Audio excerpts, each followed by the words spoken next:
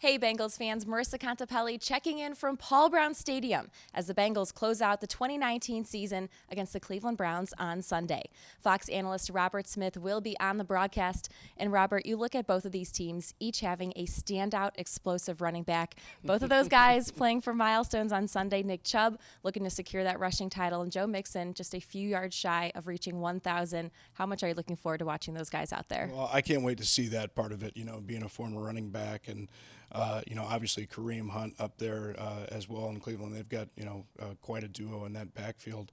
And the weather is not supposed to be great, which may not be fun for some people, but, when you want to see those run games and, you want to see a little bit of slop, it can be fun. When you look at the Bengals' other offensive weapons, Tyler Boyd having a quietly solid, productive season. With what he's been able to do statistically, is it even a little bit more impressive given how the Bengals have had some injuries on the offensive side and had struggled at times to really find its identity? Yeah, no question about it. And I think it's been great to see what Andy's been able to do as well. I think, you talk about a guy that exemplifies what what a leader really is, and coming back in, being the starter, and having a weapon like Tyler. I mean, it's been tremendous to see, and I'm excited to see the way they finish it off. I mean, you look at the way that the Miami game went and the way that they fought back in that game. I think it says a lot about the character of the team. But it's one thing to have character. You got to have some talent, and you got to have some guys that you can rely on. And Tyler certainly has been that.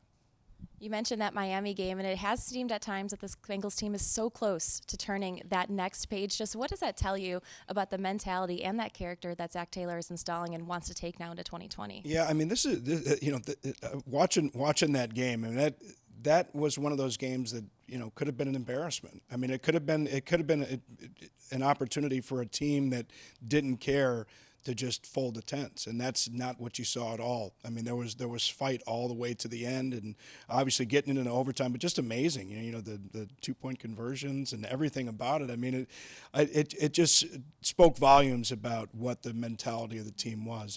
There was absolutely no quit, and I'm sure in this game it won't be, oh yeah, well this is just the end of the season. Let's get our U-Hauls and get out of here. I mean, I think you're gonna see a true battle for Ohio. A team that really wants to show and end the season, especially since they lost the first matchup. Hey, we're gonna end it on a positive note. Well, as you bring that up, I'm sure both teams would love to end on a positive note. Only one can do so.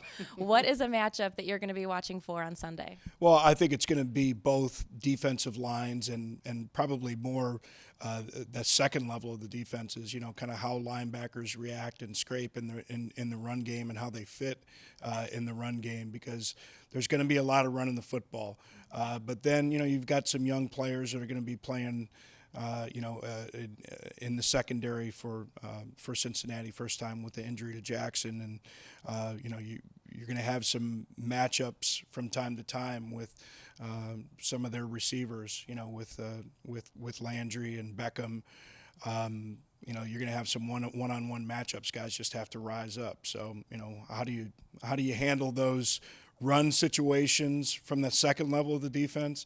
And then when you do have the one-to-one matchups, because there is such an emphasis on stopping the run, getting extra people in the front, how do you match up in those one-on-one matchups? It's, we love talking scheme, and we love talking about, coaches getting people into the right places. Ultimately, it comes down to matchups and who's going to win those matchups. So it's going to be fun to see.